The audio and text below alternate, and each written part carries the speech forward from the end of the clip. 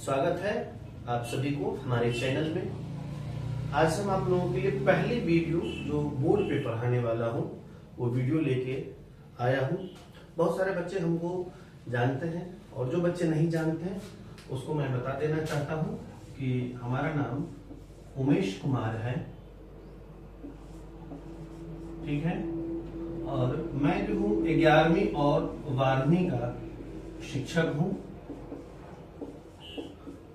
और कौन सा सब्जेक्ट पढ़ाता हूँ तो राजनीति शास्त्र पढ़ाता हूँ, ठीक है। तो आज का जो टॉपिक होगा वो होगा आपको राजनीति के बारे में, ठीक है। तो हमारे साथ आप अंतिम तक जो है जुड़े रहिए। पहला वीडियो है, देखिएगा, पूरा वीडियो देखिएगा और कोशिश कीजिएगा कमेंट करने के लिए कि वीडियो में क्या आवाज क्वालिटी कैसी है, वीडियो का विजुअल मतलब कैसा आपको दिख रहा है, या जो हमारे पढ़ाने का तरीका है वो कैसा है। आज हम बात करेंगे इस पे, राजनीति के बारे में बात करेंगे। इस पे सारे चीजों को हम पढ़ेंगे कि राजनीति क्या है, इस पे कौन कौन से पुस्तक लिखी गई है, क्या कैसी राजनीति होनी चाहिए। तो पहला जो है वो है आपको राजनीति क्या है इसके बारे में हम देखेंगे। थोड़ा सा बोर्ड गीला हो गया है, पहली बार है, पहली वीडियो है, थोड़ा सा आप लोग देख लीजिएगा। शब्द है राजनीति। क्या है राजनीति, किसे कहते हैं, राजनीति किसे कहते हैं, ठीक है। हम सभी एग्जाम में पॉलिटिक्स पढ़ते हैं, पॉलिटिक्स पढ़ते हैं, उसके बाद संविधान पढ़ते हैं, बहुत सारी चीजें पढ़ते हैं। राजनीति की भी चर्चा होती आ रही है, आज से नहीं। राजनीति की जो चर्चा है बहुत प्राचीन समय से ही हो रहा है, चाहे वो रामायण हो चाहे महाभारत हो, हर जगह राजनीति का चर्चा हुआ है और उस पर बहुत सारे पुस्तक भी लिखे गए हैं।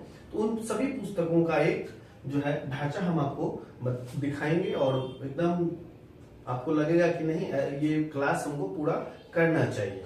चलिए हम बात करेंगे पहले राजनीति क्या है। तो देखिए इसमें आपको दो शब्द देखने को मिल रहा है। एक शब्द है पहला क्या है राज और दूसरा शब्द है नीति। इसको आसानी में समझते हैं। राजनीति दो शब्दों से मिलके बना हुआ है। जो बच्चे अगर विस्तृत में लिखना चाहते हैं वो हम जो बोल रहे हैं उसको आप लिखिएगा। राजनीति क्या है, राज प्लस नीति। राज कैसा होना चाहिए, मतलब शासन होना चाहिए। राज का मतलब क्या हुआ, शासन करना। राज का मतलब शासन करना। और ये जो राज्य होता है वह एक एरिया बेस होता है। अगर किसी क्षेत्र को क्या किया जाता है, अगर सीमांकन किया जाता है तो उसका एक राज्य नाम दिया जाता है, तो वो एक राज्य हो गया। और इस राज्य का जब हम बात करेंगे तो यह राज्य एक शासन हो गया, ठीक है। अब हम बात करेंगे नीति। नीति तो कैसा नीति, नीति का क्या मतलब हुआ, नियम। नीति का मतलब नियम होना चाहिए। अब नियम कैसा नियम होना चाहिए, राज शासन नीति मतलब नियम, तो कैसा नियम होना चाहिए। तो इसको लिखिए, नियम का मतलब हो गया, नियम का क्या मतलब होगा, नीति मतलब नियम, जो क्या हो उचित समय पर, किस समय पर, उचित समय पर और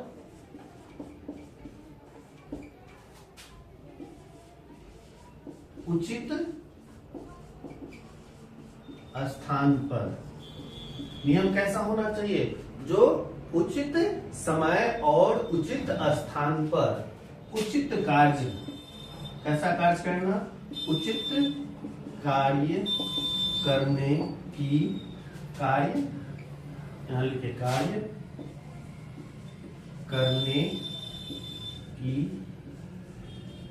क्षमता। क्या हो, कार्य करने की कला या क्षमता, छोड़िए यहां कला लिखिए, छोड़िए कला। कहने का मतलब है राजनीति किसे कहेंगे, एक बार फिर से हम लोग देखेंगे। ये दो शब्दों से मिलकर बना है, राज प्लस नीति। राज मतलब हम लोग समझ गए शासन, राज मतलब शासन हम लोग यहां लिखेंगे, ठीक है। नीति मिस हो गया नियम, नियम कैसा, जो उचित समय और उचित स्थान पर उचित कार्य करने की कला हो। तो कहने का मतलब है कि शासन व्यवस्था कैसा होना चाहिए, जो उचित समय पर और उचित स्थान पर उचित कार्य करने की कला हो। ऐसी अगर शासन व्यवस्था है तो उसे हम लोग क्या कहेंगे, राजनीति कहेंगे। ये हो गया एक टाइप से परिभाषा के तौर पे कि अगर जो उचित समय और उचित स्थान पर उचित कार्य करने की कला अगर आप में अच्छे से आता है, अगर आप उस अनुसार शासन चलाते हैं, तो अब जाके दोनों मिलके राजनीति कहलाएगा। लेकिन अगर हम इसको आसान शब्दों में समझने की कोशिश करेंगे, कौन से शब्दों में, आसान शब्दों में इसको हम समझने की कोशिश करेंगे। देखते हैं सबसे छोटा क्या होगा, सबसे छोटा होगा राजनीति का मतलब होता है जन सेवा। राजनीति का मतलब क्या हो गया, जन सेवा। जन सेवा में भी दो शब्द है, एक जन और दूसरा हो गया सेवा। जन मतलब हो गया आदमी, मतलब जो भी मनुष्य है, और सेवा मतलब हो गया, जानते हैं, सेवा। जो आदमियों की सेवा करे, जन सेवा करे, उसे राजनीति या राजनेता कह सकते हैं, राजनीति या राजनेता कह सकते हैं। अब देखिए बहुत सारे लोग जो है राजनीति में आते हैं तो कहते हैं कि हम जन सेवा करेंगे या समाज सेवा करेंगे, समाज सेवा करेंगे। कौन कौन सा सेवा करेंगे, जन सेवा या समाज सेवा, वो दो शब्दों का प्रयोग करते हैं, ठीक है। अगर वह व्यक्ति जन सेवा और समाज सेवा, कोई मान लीजिए व्यक्ति है, कोई व्यक्ति है, वह नेता बनते हैं और कुछ चुनावी वादे करते हैं। क्या करते हैं, चुनावी वादे करते हैं, और चुनावी वादे जब करने के बाद जब वो जीतते हैं और वह अपने लोगों का क्या करते हैं, अपने लोगों का, लोगों की छोड़िए, अपने लोगों की क्या करेंगे, भलाई। अगर अपने लोगों की भलाई करेंगे तो यह किस प्रकार की राजनीति हुआ। अगर कोई नेता चुनावी वादे किए और वह नेता चुनाव जीतने के बाद अपने लोगों का अगर भलाई करता है तो वह किस प्रकार की राजनीति आएगी, तो यह राजनीति आपको एक नकारात्मक राजनीति कहलाती है। कौन सी राजनीति कहलाएगी, नकारात्मक राजनीति कहलाएगी। बात अगर अपने की होता है, ध्यान में देना है, अपने लोगों की, अगर वह सभी की चर्चा करते, सभी लोगों की क्या करते, चर्चा करते, तो वह राजनीति आपको सकारात्मक राजनीति हो जाता। कैसी राजनीति हो जाती, सकारात्मक, सकारात्मक राजनीति होगी। तो राजनीति दो प्रकार से, एक हो गया आपको सकारात्मक राजनीति, दूसरा नकारात्मक राजनीति। अगर राजनीति एक जनसेवा है तो जनसेवा में आदमी की सेवा अपने लोगों के लिए नहीं बल्कि सभी लोगों के लिए होनी चाहिए। अगर अपने लोगों के लिए कोई अगर राजनीति कर रहा है तो उसे एक प्रकार का स्वार्थी राजनीति कहा जाता है। स्वार्थी राजनीति जो होगा वह नकारात्मक राजनीति होगा। तो आप लोग याद, जब भी अगर ऑब्जेक्टिव क्वेश्चन बनाने के लिए जाइएगा तो एक चीज ध्यान में रखिएगा कि राजनीति में चर्चा किसकी की गई है, क्या सभी की चर्चा की गई है या अपनों की चर्चा की गई है। अपनों में समाज भी हो सकता है, अपनों में देश भी हो सकता है, अपनों में राष्ट्र भी हो सकता है, और अपने में राज्य भी हो सकता है, परिवार भी हो सकता है। अगर अपनों की बात करेगी, किसको, अपनों की अगर कहीं भी शब्द लग गया तो ध्यान में देना है ऐसी राजनीति नकारात्मक राजनीति होगी, और बात अगर सभी की होगी तो ये आपको सकारात्मक राजनीति की बात करता है। चलिए ठीक है, एक बार हम लोग फिर से देखेंगे राजनीति क्या है।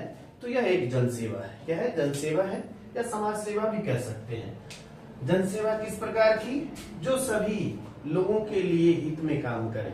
सभी लोगों के हित में काम करे, न कि अपने लोगों के लिए। अगर वो अपने लोगों के लिए कर रहे हैं, अपने समाज के लिए कर रहे हैं, अपने परिवार के लिए कर रहे हैं, तो ऐसी राजनीति नकारात्मक राजनीति हो जाएगी। आप कहिएगा सर अपने लोग तो हुआ, अरे अपने का मतलब ये नहीं हुआ, फिर अगर वो भेदभाव करके, मतलब अगर वह बना तो सिर्फ अपने परिवार के लिए बना, तो दूसरे का भलाई नहीं हुआ।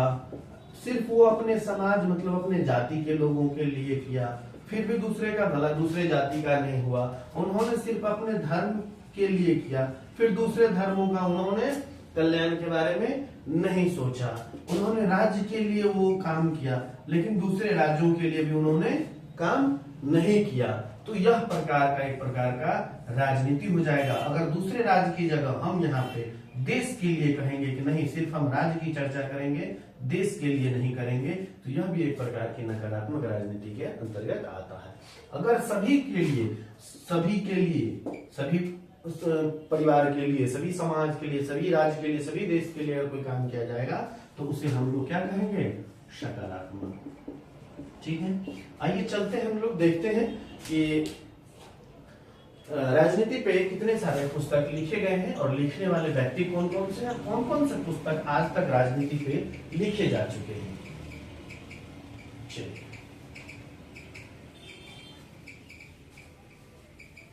हम इसको लिखेंगे, उसके बाद आप लोगों को बताएंगे, ठीक है, या बता देंगे। देखिए सबसे पहले अरस्तु को राजनीति का जनक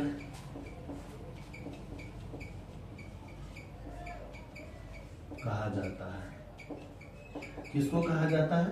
राजनीति का जनक कहा जाता है, या राजनीतिक शास्त्र का पिता भी इसे अरस्तु को ही कहा जाता है।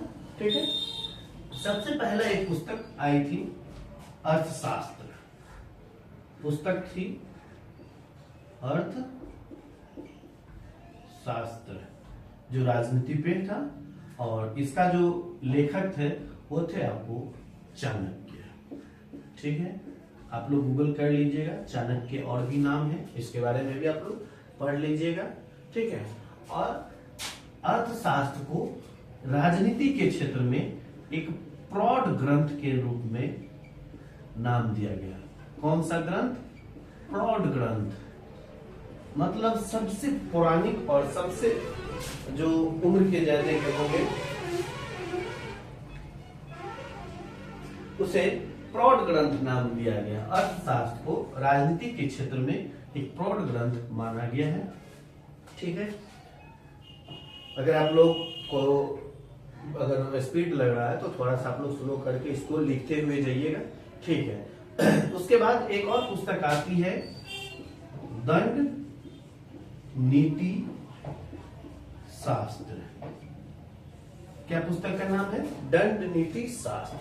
इसके लेखक कौन थे? आचार्य उशनस। आप लोग इसे सर्च कर लीजिएगा और डिप में पढ़िएगा। ठीक है, एक और पुस्तक के में भी चर्चा हुआ राजनीति में, मुद्रा राक्षस। इसके वैसे भी ये आप लोग जो कंपटीशन के स्टूडेंट होंगे, बहुत सारे बच्चे जानते होंगे। मुद्रा राक्षस जो है किसका पुस्तक है? ये है विशाख दत्त का पुस्तक है। ठीक है,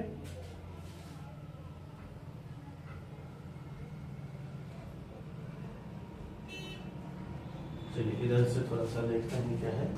अरस्तु राजनीति का जनक कहा जाता है। अर्थशास्त्र जो है चाणक्य की पुस्तक है, जिसे प्रौढ़ ग्रंथ भी कहा जाता है। दंड नीति शास्त्र आचार्य उशनस है। मुद्रा राक्षस जो है विशाखा दत्त है, यहाँ से आप लोग को दिख रहा होगा फेस। ठीक है, और राजनीतिक पे एक और पुस्तक आई थी शुक्र